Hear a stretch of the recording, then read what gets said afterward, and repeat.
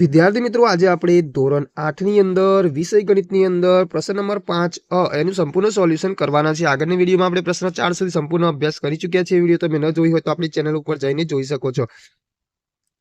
અહીંયા છે કે નીચેના દાખલાનો પ્રકરણ 9 છે। પહેલો પ્રશ્ન છે, નીચેની વિભાજિત બહુકોણની આકૃતિનું ક્ષેત્રફળ શોધો। બધા માપ સેમીમાં છે।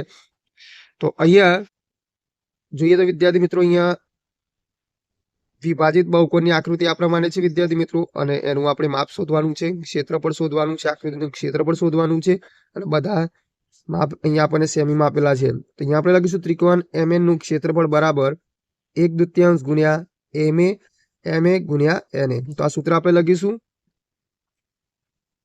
એના પછી અહીંયા આપણે 1/2 એમના MA ની જગ્યાએ આપણે મૂકીશું 2 અને NA ની જગ્યાએ મૂકીશું 4। હવે આ 2 જતા રહેશે તો આપણી પાસે વચ્ચે 4 ગુણ્યા 1 વચ્ચે એટલે 4 સેન્ટીમીટર આવશે, 4 સેન્ટીમીટર સ્ક્વેર।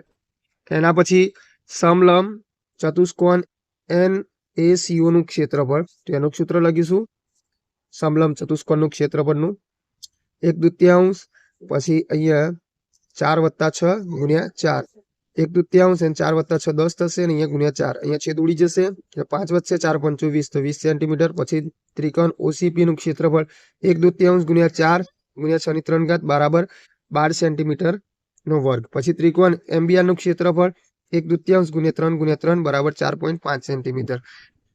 તો વિદ્યાર્થી મિત્રો, અહીંયા આપણે દરેકનું સૂત્ર લખતા જઈશું અને એનો છેદ ઉડાડતા જઈશું। પછી સમલંબ ચતુષ્કોણ BRQ નું ક્ષેત્રફળ બરાબર 1/2 ગુણ્યા 3 + 2 ગુણ્યા 4 ની 2 ઘાત બરાબર 5 ગુણ્યા 2 બરાબર 10 સેન્ટીમીટર સ્ક્વેર। ત્રિકોણ DQP નું ક્ષેત્રફળ બરાબર 1/2 ગુણ્યા 3 ગુણ્યા 2 બરાબર 3 સેન્ટીમીટર સ્ક્વેર। પછી બરાબર માટે કુલ ક્ષેત્રફળ થશે 4 + 20 + 12 + 4.5 + 10 + 3 સેન્ટીમીટર સ્ક્વેર, અને આન્સર આપણો આવશે ટોટલ 53.5 સેન્ટીમીટર સ્ક્વેર। એના પછી નીચેની નિયમિત અષ્ટકોણીય આકૃતિનું ક્ષેત્રફળ શોધવાના બધા માપ મીટરમાં અહીંયા આપણને આપેલા છે। સમલંબ આકારનું ક્ષેત્રફળનું સૂત્ર લખીશું 1/2 ગુણ્યા 10 + 6 ગુણ્યા 4 ની 2 ઘાત બરાબર 16 ગુણ્યા 2 બરાબર 32 સેન્ટીમીટર આવશે। પછી આવા બે સમલંબ ચતુષ્કોણના આકાર છે તો 32 ગુણ્યા 2 કરી દઈશું, કારણ કે બે સમલંબ છે આવા ચતુષ્કોણ, તો 64 સેન્ટીમીટર સ્ક્વેર થશે। પછી હવે લંબચોરસનું ક્ષેત્રફળ લંબાઈ ગુણ્યા પહોળાઈ, તો 10 ગુણ્યા 6 કરીશું બરાબર 60 સેન્ટીમીટર સ્ક્વેર આવશે। આકારનું કુલ ક્ષેત્રફળ બે સમલંબ નું ક્ષેત્રફળ અને લંબચોરસનું ક્ષેત્રફળ બરાબર 64 + 60 કરીશું એટલે 124 સેન્ટીમીટર સ્ક્વેર આવશે। એના પછી ત્રીજું છે, નીચેની વિભાજિત બહુકોણની આકૃતિનું ક્ષેત્રફળ શોધો। બધા માપ સેમીમાં છે। તો ત્રિકોણ NEO નું ક્ષેત્રફળ 1/2 ગુણ્યા 3 ગુણ્યા 4 બરાબર 3 સેન્ટીમીટર સ્ક્વેર આવશે, કારણ કે અહીંયા 4 ને 2 વડે ભાગીશું એટલે। સમલંબ ચતુષ્કોણ OEGP નું ક્ષેત્રફળ બરાબર 1/2 ગુણ્યા 4 + 6 ગુણ્યા 6। હવે વિદ્યાર્થી મિત્રો, અહીંયા 2 વડે આ 6 ને ભાગી નાખીએ એટલે 3 આવશે। હવે 4 ને 6 10, અને અહીંયા 3, તો 10 ગુણ્યા 3 કરીશું એટલે 30 સેન્ટીમીટર સ્ક્વેર। પછી ત્રિકોણ PGQ નું ક્ષેત્રફળ બરાબર 1/2 ગુણ્યા 3 ગુણ્યા 6 બરાબર 9 સેન્ટીમીટર સ્ક્વેર। પછી ત્રિકોણ NEM નું ક્ષેત્રફળ બરાબર 1/2 ગુણ્યા 4 ગુણ્યા 6 બરાબર 12 સેન્ટીમીટર સ્ક્વેર। એના પછી આગળનો દાખલો છે, એમાં સમલંબ ચતુષ્કોણ એની માફ કરજો એની અંદર જ સમલંબ ચતુષ્કોણ FMRH નું ક્ષેત્રફળ બરાબર 1/2 ગુણ્યા 6 + 6 ગુણ્યા 6, એટલે અહીંયા છેદ ઉડાડીશું એટલે અહીંયા 6 ને 2 વડે ભાગીશું એટલે 3 આવશે, 6 ને 6 12 થશે, 12 ગુણ્યા 3 કરીશું એટલે 36 સેન્ટીમીટર સ્ક્વેર। પછી ત્રિકોણ RHQ નું ક્ષેત્રફળ 1/2 ગુણ્યા 2 ગુણ્યા 6, 2 વડે 6 ને ભાગીશું એટલે 3 આવશે, 2 તારી 6 થશે એટલે 6 સેન્ટીમીટર સ્ક્વેર। પછી કુલ ક્ષેત્રફળ એનો સરવાળો કરીશું 6 + 30 + 9 + 12 + 36 + 6 બરાબર 99 સેન્ટીમીટર સ્ક્વેર। પછી નીચેની વિભાજિત બહુકોણની આકૃતિનું ક્ષેત્રફળ શોધો। બધા માપ સેમીમાં છે। ત્રિકોણ AGB નું ક્ષેત્રફળ 1/2 ગુણ્યા 5 ગુણ્યા 4 બરાબર 10 સેન્ટીમીટર સ્ક્વેર થશે। લંબચોરસનું ક્ષેત્રફળ L ગુણ્યા B બરાબર 6 ગુણ્યા 4 બરાબર 24 સેન્ટીમીટર સ્ક્વેર થશે। ત્રિકોણ AGF નું ક્ષેત્રફળ બરાબર 1/2 ગુણ્યા 5 ગુણ્યા 6 અને 5 તારી 15 થશે એટલે 15 સેન્ટીમીટર। પછી ચતુષ્કોણ GDEF ચોરસનું ક્ષેત્રફળ બરાબર લંબાઈ ગુણ્યા લંબાઈ 6 ગુણ્યા 6 કરીશું એટલે 36 સેન્ટીમીટર સ્ક્વેર થશે। પછી આકૃતિનું ક્ષેત્રફળ 10 + 24 + 15 + 36 ટોટલ થશે 85 સેન્ટીમીટર સ્ક્વેર। એના પછી પ્રકરણ 10 છે, એમાં છે સાદું રૂપ આપો. એમાં છે એની ઓછા 3 ઘાત અને એની 5 ઘાત, પછી ગુણ્યા એની ઓછા 2 ઘાત, એની 6 ઘાત, ગુણ્યા એની ઓછા 6 ઘાત અને એની ઓછા 5 ઘાત અને ભાગ્યા એની 3 ઘાત છે. હવે અહીંયા વિદ્યાર્થી મિત્રો આપણે જોવાનું છે ઘાતની ઘાત આપેલી છે એટલે ગુણાકાર થશે, એટલે એની ઓછા 3 ગુણ્યા 5 ઘાત, પછી એની ઓછા 2 ગુણ્યા 6 ઘાત, એની ઓછા 6 ગુણ્યા ઓછા 5 ઘાત અને એની 3 ઘાત એમને. હવે ઘાતનો ગુણાકાર કરી દઈએ તો એની ઓછા 15 ઘાત, કારણ કે 3 પંચું 15 થાય, માઇનસ છે એટલે -15. પછી અહીંયા એની 2 છંગ 12 અને માઇનસ છે એટલે -12 ઘાત. પછી અહીંયા 6 પંચું 30 અને 2 માઇનસ માઇનસ છે એટલે પ્લસ થઈ જાય, એટલે 6 પંચા 30 એટલે પ્લસ 30 ઘાત આવશે, તો એની 30 ઘાત અને અહીંયા એની 3 ઘાત. હવે વિદ્યાર્થી મિત્રો અહીંયા જો આધાર સરખા છે, આધાર સરખા છે એટલે ઘાતનો સરવાળો થાય તો અહીંયા એની ઓછા 15 વત્તા ઓછા 12 ઘાત વત્તા 30 નીચે એની 3 ઘાત. હવે વિદ્યાર્થી મિત્રો અહીંયા માઇનસ માઇનસ છે તો સરવાળો થાય એટલે 15 ની 12 થશે વિદ્યાર્થી મિત્રો, અહીંયા 27 થશે, તો એની -27 ઘાત થશે અને અહીંયા વત્તા 30 ઘાત. હવે 30 માંથી 27 આપણે બાદ કરીશું, કારણ કે 2 માઇનસ એટલે -27 ઘાત આવશે. હવે 30 માંથી 27 ઘાત બાદ કરીએ તો એની 3 ઘાત આપણને મળશે, તો અહીંયા એની 3 ઘાત મળશે. હવે વિદ્યાર્થી મિત્રો એની 3 ઘાત મળશે અહીંયા. હવે આ નીચે પણ એની 3 ઘાત છે, તો એ પણ આપણે ઉપર લાવીએ તો વિદ્યાર્થી મિત્રો અહીંયા આપણે શું કરી દીધું છે, જો અહીંયા બાદબાકી સ્વરૂપે દર્શાવેલું છે, સીધો સરવાળો નથી દર્શાવતો. એની ઓછા 15 ઓછા 12 વત્તા 30 આ રીતે આપણે લખી દીધું છે અને એની 3 ઘાત. હવે એની ઓછા 27 ટોટલ, -15 ને -12 એની -27 ઘાત થઈ, આ વત્તા 30 ઘાત એમના, અને આ જે છેદમાં છે એની 3 ઘાત એ ઉપર લાવી દીધી એટલે ઓછા 3 ઘાત થઈ જશે. એટલે વિદ્યાર્થી મિત્રો અહીંયા -27 અને -3 થશે, -30 ઘાત થશે, તો -30 ઘાત અને આ વત્તા 30 ઘાત એટલે -30 અને વત્તા 30 ઉડી જશે એટલે એની 0 ઘાત આવશે. એની 0 ઘાત એટલે 1 કહેવાશે, તો 1 આપણો જવાબ આવશે. એના પછી બીજા નંબરનો દાખલો છે, એમાં જોઈએ તો વિદ્યાર્થી મિત્રો બીજા નંબરનો દાખલો આપણને આપેલું છે એની 6 ઘાત, એની 3 ઘાત, ગુણ્યા એની 2 ઘાત ને એની 8 ઘાત, ગુણ્યા એની ઓછા 3 ઘાત ને એની 4 ઘાત, ને છેદમાં આપેલું છે એની 2 ઘાત, એની 5 ઘાત, ગુણ્યા એની 5 ઘાત અને એની 2 ઘાત. તો વિદ્યાર્થી મિત્રો અહીંયા ઘાતની ઘાત આપેલી છે તો ગુણાકાર થશે, તો એની 6 ગુણ્યા 3, એની 2 ગુણ્યા 8, એની -3 ગુણ્યા 4 અને એ જ રીતે નીચે છેદમાં પણ એની 2 ગુણ્યા 5 અને એની 5 ગુણ્યા 2. હવે એની 18 ઘાત, અહીંયા એની 16 ઘાત, કારણ કે 6 તારી 18, અહીંયા 2 × 16 અને અહીંયા 3 ચોક 12 અને માઇનસ છે તો -24 આવશે. 3 ચોક 12 અને માઇનસ છે તો -12 આવશે. નીચે 2 પંચું 10 અને 5 દુ 10. તો આ રીતે આપણે લખી દીધું ઘાતનો ગુણાકાર કરીને ઉપર અને નીચે. હવે વિદ્યાર્થી મિત્રો સરવાળો થશે એની 18 વત્તા 16 ઓછા 12 અને નીચે એની 10 વત્તા 10, એટલે ઉપર થશે ટોટલ વિદ્યાર્થી મિત્રો 34 થશે અને 18 અને 16 થશે 34 અને -12 ઘાત એમની, નીચે એની 10 ગુણ્યા 10 એટલે એની 20 ઘાત. હા વિદ્યાર્થી મિત્રો 34 માંથી 12 જાય એટલે 22 વધશે, તો એની 22 ઘાત અને નીચે એની 20 ઘાત.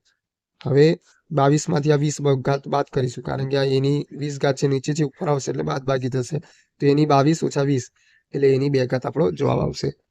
અને એ જ રીતે વિદ્યાર્થી મિત્રો ત્રીજા નંબરનો દાખલો છે, પણ એ જ રીતે આપણે ગણવાનું છે. તો વિદ્યાર્થી મિત્રો હવે હું એક ગણાવતો નથી, વિડીયો વધારે લાંબો થઈ જશે, તો હું એને સ્ક્રોલ કરતો જાઉં છું.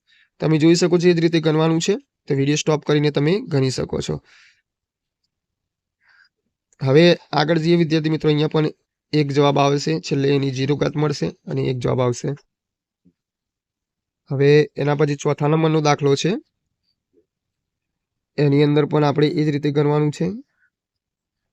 તો સૌથી પહેલા આપણે અહીંયા ઘાતની ઘાત આપેલી છે, તમે જોઈ શકો છો.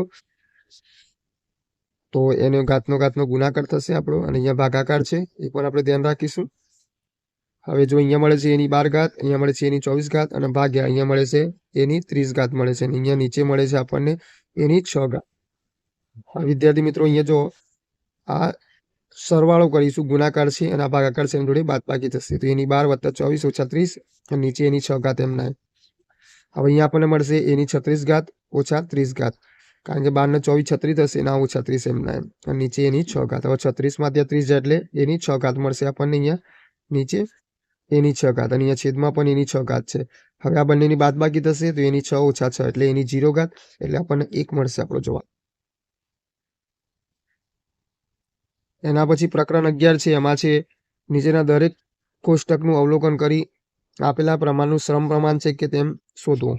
તો વિદ્યાર્થી મિત્રો અહીંયા આપણને આપેલા છે અહીંયા આપણે સૂત્ર મૂકીશું x1 અને y1 બરાબર આપણે 20 50 લઈ લઈશું બરાબર આપણને અહીંયા મળશે 2 પંચમાંશ અહીંયા x2 અને y2 બરાબર 24/60 લઈશું એટલે અહીંયા આપણને એના છેદ ભાગ ઉડે પાડીએ તો 12 દુ 24 અને 12 પંચા 60 હવે 2 પંચમાંશ અહીંયા મળશે 12 જતા રહેશે એટલે એ જ રીતે x3 y3 28 70 ભાગ પાડીશું એટલે 2 પંચમાંશ પછી x4 32 80 એટલે 16 દુ 32 16 પંચું 80 2 પંચમાંશ મળશે પછી x5 અને y5 38 95 19 દુ 38 અને 19 પંચા 95 2 પંચમાંશ 19 19 જતા રહેશે એટલે તો આપેલ સંખ્યાઓ સમપ્રમાણમાં છે કારણ કે દરેકમાં આપણને 2 પંચમાંશ મળી જાય છે જ્યારે અહીંયા જોઈએ વિદ્યાર્થી મિત્રો તો અહીંયા x1 y1 12/18 પહેલા લઈએ ભાગ પાડીએ એટલે 2/3 પછી x2 y2 30 45 30/45 એટલે 15 દુ 30 અને 15 તાળી 45 15 15 જતા રહેશે 2/3 પછી x3 અને y3 36/54 લઈશું